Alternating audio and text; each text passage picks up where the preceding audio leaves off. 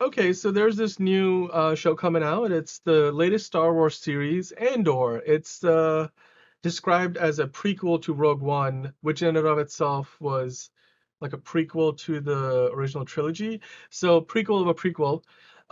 Diego Luna is the Cassius Andor, the titular character here. Now, this show stands out a little bit from the crowd when it comes to Disney Plus Star Wars series because this show is going to have 12 episodes. It's already shot season one and two, and in season one they're Mm, doing things in like 3 episode blocks where each 3 episodes, set of 3 episodes. So there's 12 episodes, 4 sets of 3 episodes are going to chronicle 1 year in the life of Cassius Andor, leading up to season two is going to be, I think, all 12 episodes are going to be like the year before Rogue One. Then this season yeah. is going to be 4 years or five So years before Rogue One. it But it's the starts 5 years. rebellion Yeah, is what yeah. the show's about. Yeah. So Max, let me Finally. ask you the question. Let me ask you the question. How good is this thing going to be? Because we have seen like the latest thing that the last thing that we saw from Star Wars on Disney Plus was Boba Fett. And yeah, Obi-Wan. what? Oh, never mind. Whatever. Sorry, Obi-Wan. I'm blanking. Obi-Wan.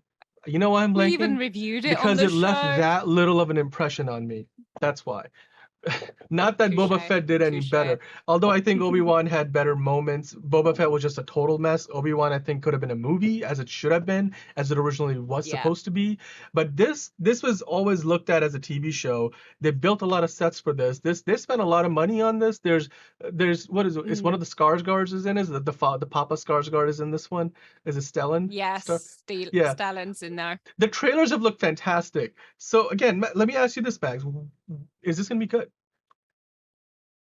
I mean, you keep asking me very difficult questions. Is it going to be good? I mean, we will all see. But let me unpack this. From what I've read so far, from what I've seen, having watched the trailer and most importantly having seen Rogue One, the more any Star Wars artifact is detached from the royal family of Skywalkers, the better the Right. story is. It's like this weird formula, you might say, that Star Wars tend to have. I see what you So did there. it speaks it speaks about the games. I mean, it's the same thing for the games, same thing for the books. Star Wars universe is so broad. There's so many different things happening, so many different races, so many different planets, so many different stories and people, most importantly. And I read an interview with the show's creator. Um, what was his name? Oh my goodness. Tony Gilroy. Sorry, Tony Gilroy. Okay. My mind is blank completely. Tony Gilroy, he said that he wanted to focus on like stories of the people within Star Wars universe more than just like, incredible heroes that we get to see, but you know, people that you see every day, the shopkeepers, the I don't know, shop clerks, the The same the thing. I don't know, the the blacksmiths, common the folks, the exactly, saber blacksmiths, forgers. I don't know. Whatever. I'm every, like normal people living and seeing how they cope with the empire and with the restrictions and with difficult times and the good times. So we had like, insides of those places here and there across the films that we all know, but nothing in detail. And what Rogue One gave us was that insight into just a bunch of brave people that saved the day. And it worked. It worked perfectly. And I think that's what we can expect from the show. That's what the show creators tells us is going to be exactly set in. And yeah, I am genuinely very excited about the show. And um the less Skywalkers, the better. And this is me saying that all this after having watched Obi-Wan, and I'm sure you guys remember how I ripped it apart. I completely ripped Obi-Wan Kenobi apart. I have high hopes, high expectations, and I think unlike Obi-Wan, this is going to deliver what we all been sort of wanting from the Disney and Star Wars universe. What Yeah. do you I mean, think, look. An? Like, Do you what share I my observations, or are you gonna give it a so shot? Because you stopped watching Obi-Wan at some point, didn't you? no, actually, I watched it all the way through. I did. I don't remember if Oh, I you did. watched it like Okay. weekly or if I like fell behind and then caught up, but I was I think watching. that's what I you mean, did. I Mm. had mixed feelings as you did, and I think in the end, I mean, there's this like fan cut that's been going around for that where the guy just took all the episodes, cut out all the fat, and turned it into a movie, and it Oh apparently wow. is so much better. Finally. Wow. So I mean, you can Google it. I forget exactly the name of the person who did this, but a lot of fans, anybody who's Okay. seen this says, "Oh, it's way better than the series. It should have always been a movie." And ironically, Obi-Wan was always supposed to be a movie, and then when Solo flopped, they just shelved it. Then they brought it back as a show, and ultimately, I think the story ended up Yeah. being mostly the same, but But clearly it would they have stretched it out. worked because you had the same cast. But anyway, let's not talk Yeah. about Obi-Wan. This one, So, Andor. What do you think Andor. about Cassian Andor? Yeah, I mean, look, my general opinion on the show is this. Having seen the marketing material for this, we talked about Lord of the Rings before. We've talked about Game of Thrones. Those are the other two shows that are on there. She-Hulk is on there too. Let's just leave that as it is. But Andor is, I think, connected to what I believe may be the best. I literally mean the best Star Wars movie ever made, which is Rogue One. And this is coming from somebody who's not. I'm not somebody who's like a stickler for like the original series of movies. The original Yeah. trilogy is the best. I look at those movies and I say they've they've Yeah. not aged well in a lot of ways. And I think the stories in those movies were much simpler and not quite up to par with like the golden age of television or like what our standard for filmmaking is today. Like in Yeah. my opinion, You Rogue you One, either yeah. you either brought up with Star Wars or not. I think that's we'd covered this. Like that's what And I defines wasn't. I that mean, whether you're a fan or not. Yeah. yeah, I mean, I discovered the Star Wars franchise proper. Like, it's not like I hadn't heard of it before. I actually own like the novelization of The Phantom Menace from back when that movie came out. And I was much younger, but and it's not Wow. like I really read that book all all that much. But the point is, it's not like I wasn't aware of the franchise, but I really truly Mm. got into the franchise like a little over a decade ago, like in the late noughties, is that what you would call it? Late 2000s, whatever. Um, but as somebody who then watched back 6 movies worth of lore, I was looking at the originals and Mm. I'm like, yeah, you know what? They're good, but this isn't exactly like it's revolutionary for visual effects. I get all that, but it wasn't like For the the time, yeah, it was right for the time amazing. exactly. But like Yeah, then yeah. Force Awakens came out and I'm like, oh my God, this thing is so amazing. And then Rogue One came Mm. out not too long after that, and I was like, this thing is even better. Like, or I mean, I guess here's what I would say.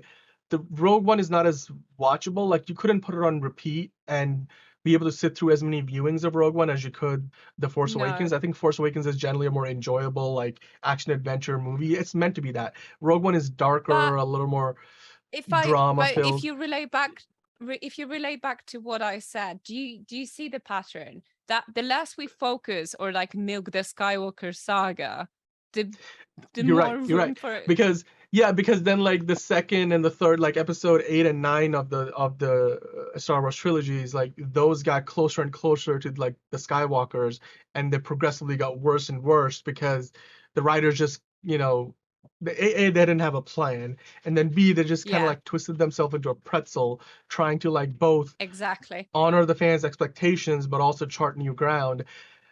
And I'm sure there's a good way of doing that where you can kind of balance those two things, but clearly they weren't able to do it. Whereas Rogue Yeah, One, I think, did all of that. It basically took the opening crawl of the original Star Wars film and turned it into, like I said, one of the best, if not the best Star Wars movies like ever made. the And this best. show is Mm. now like a prequel to that. And I mean, Cassius Andor was a great character in the movie. So I mean, that's obviously the big draw here. What impresses me even more Yeah, than that is I hinted at this earlier. This show was shot like in London at the Disney studios there, and they built like huge sets. You have seen some of the cast, like we talked about Skarsgård. Like there's a lot of other big time actors. yeah. Forget like one of the female actors who's in it. She was in that movie Ambulance that came out recently. She's in the show. Obviously Diego Luna, Oh, the titular right. character, and Mm. the cast is. I mean, what about that guy? The person who was in Rogue One, he's coming back. He's got like the The robot. No, no, no, not the robot. He's got like the curly Oh hair. He was no. in he was in Black Yeah, Panther. I remember. I know who you're talking about. Right. Yeah, I don't know why I'm I blanking can't on his remember name. his name, but he's like, I mean, that's another thing. Like, we know these people, but we're not sick of them. We're not sick of No, those characters, no. and it's doing what Star Wars tend to do within the games and books and like, I don't know, even board games. They take a character out of a broad universe who isn't particularly special, and they just tell him the story, tell the story of that person, which just turns out to be great without having like, I know. Do you know what? I'm not gonna definitely find out. Cassian is not a great descendant of Skywalker. He's not, Yes. the I grandchild sure of hope that's not the Palpatine. case. He's not going to be connected to the OGs that we're all frankly are sick of. We are actually going to be introduced with a lot of great special effects and really nicely, like, creatively created worlds, but nothing familiar. So there's going to be this whole unfamiliar within familiar, but as you said, done tastefully, fully balanced, and yeah, just like honoring fans, but also leaving enough room for the new audience to stick around and Yeah. see. I mean, this is what Um, I'm looking forward to the yeah. most, right? Like you said, like the un I was about to use a Star Trek reference of the undiscovered country, but like literally what they're doing here is exactly what Rogue One did. They're going in and they're like taking a part of the Star Wars story that nobody has ever told before or has even hinted to at. Mm, So the writers have a lot more creative freedom here. You're gonna see like the yeah. dirty, like the work that like the rebellion has to do because no rebellion is clean. Like it's Yeah. you're rebelling against the empire, They're which gonna go darker. yeah, That's another and commentary. They go darker with Star Wars, yeah, and that's unheard of, Like, Star Wars always try to keep it PG, but but we're Rogue not One gonna did it. get Game of Thrones. I Exactly. don't know if it's Game gonna of be Game I of mean, it's not gonna be. Thrones level, That's what I but mean. That's but that's some of the concerns fans have, but I don't think they would do I, that. But it's I'm Disney. It's excited to Disney see the. Plus. I mean, Exactly. But it's gonna be darker. It's gonna be grittier. It's gonna be less polished. yeah, Kind of a feel to exactly. And it. I think Star Wars thrives in that like environment when it looks a lot less like the prequels and a lot like the original, which is that dirty, Yeah. grimy, lived-in world look. But I do think overall this might become the very first true. We have had a lot of Disney Plus series so now like The Mandalorian and Obi-Wan and Boba Fett and even like the Marvel stuff like She-Hulk and Miss Mm, Marvel and Moon Knight and all those. But this, I think, will become truly the first prestige TV series on Disney Plus that will be able to compete with the likes of a For All Mankind or Game of Thrones or Lord of the Rings, The Rings of Power, like on that level of not just visuals, because we know they can put up the visuals, but acting and storytelling and the and story. narrative, like Exactly. all I think Because they this have will check all the space. boxes. They're Yeah. they're they're not cornered, they're not restricted within the limits of, hey, it needs to fit this timeline, this story, these events. They yeah, they and also because it's happening only 5 years before Rogue One. It has room for the crossovers, for fans to throw in. Okay. I'm glad you Um, mentioned that so though. do you remember when Darth Maul appeared in the Han Solo movie and everyone kind of freaked out? They loved it, but at the same time, I was thinking, why? Like, Right, it felt it, forced. it felt very forced, cheap, unorganic. Exactly. But then in the Rogue One, when we had the Vader doing the thing, that felt great, and I feel like the series is actually leaving the door open to a lot of those comebacks to take place without it feeling so forced, so unorganic. So yeah, I see just I hope that's unneeded, not exactly needed. how it plays. But that Mm, also leads me to my biggest concern about this show is I mean the question becomes how will this connect to other Star Wars shows and movies? We know sort of how it connects to the movies because we know how it connects to Rogue One and like it sits within the mm, general like episodic structure of Star Wars. Like we know where this is placed within the lore of the franchise. But do you think yeah. this will have direct connections to like the other ongoing or recently on-air shows from Star Wars, like The Mandalorian or Ahsoka, that's gonna come out next year, or The Mandalorian, because I feel like as good as those connections could be, much like how we spent one entire episode of The Mandalorian in a Boba Fett show, I just don't want anything like that to happen in this one, right? I So want this I show to don't stay focused I on Andor. yeah, they Yeah. can't, because everything else is happening way after the events of Return of the Jedi.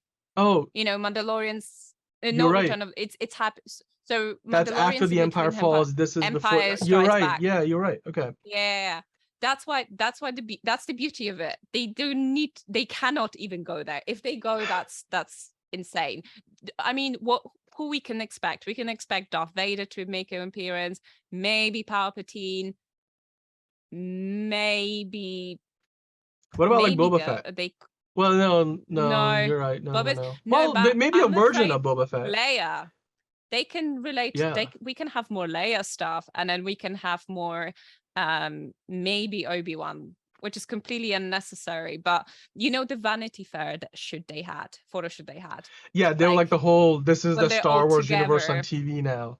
Yeah. I really hope that's not like kind of a little cue of like, Well, hey, so we might have far the signs Obi-Wan have in not been Andor. good, because we have seen two shows Yeah. come out since that whole story came out, and yeah, I don't Mm, think they've done very. I mean, they're obviously trying to connect it. They're trying to use some of the MCU magic that here in Star Wars, but like you said, I'm really encouraged by the fact that we're not going to get direct connections to a lot of those other shows, and yeah. hopefully, whatever cameos we do get, they feel natural and they're not forced. And again, Yeah. there's enough in the show itself with the characters and the story that they need to tell at the core of the show, that I think they don't really need to lean on any cameos or special Yeah. appearances. They could just, Because especially tell a if great you story. Yeah, because especially if you look at the writing nowadays in Hollywood, it hasn't lived up to the expectations or up to the part. It just hasn't been Yeah. great. This actually has a chance, again, having such a great intellectual property. Disney should just relax and just tell a good story. That's all. They don't need to over polish it in order to please everyone or try to please everyone. They should just relax, focus on the characters, tell an interesting story, which we haven't seen in a very long time. Yeah, Yeah. and let us enjoy it without forcing us to Yeah. stick to the Well, season. I'll say Yeah, this. I'm really looking forward to the show because, like I said, this has the potential to likewise. be the very first prestige show on Disney Plus, very first prestige Star Wars thing that we have seen on television. And it has the best chance of like sitting like shoulder to shoulder with the Game of Thrones and the Rings of Power kind of Mm. shows. Plus, it's connected to, I think, the best, if not one of the best Star Wars movies ever made. I support that. So, I know you're a bit yeah. like not sure about saying this, but I completely support that. Rogue One is the best Star Wars film ever made. Like it is. All right. So Well, good job them. and in that More of case, I hope these. Andor is the best Star Wars show they've ever made. But Oh, guys, if yeah. you're watching and if you are just as excited as we are, or if you're not, I don't know, maybe you're not looking forward to this at all. If you Maybe you can't can't wait for tell. Ahsoka, and you're just like, I'll skip this one. Let us know in the comments below what you think. Follow us on social media. We're on all the usual suspect social media channels like Twitter, Instagram, and TikTok and YouTube. You're watching us You probably can on find YouTube. us anywhere. Yeah, also curious.com. We got a website, it's a nasty little thing. Thanks for watching. Please do like and subscribe, hit the notification bell. Like, we put up new videos every week. Obviously, we are live every Sunday at 1 p.m. Let us know your thoughts below about Andor. We are all excited about the show. We hope you are too. And if you're not, we'd still love to Very. hear from you. Like, tell us why you're not excited. And if Tell you us are, why. then Yeah. we'll look forward to it. We're going to be reviewing it probably, and we look forward to having you there with us.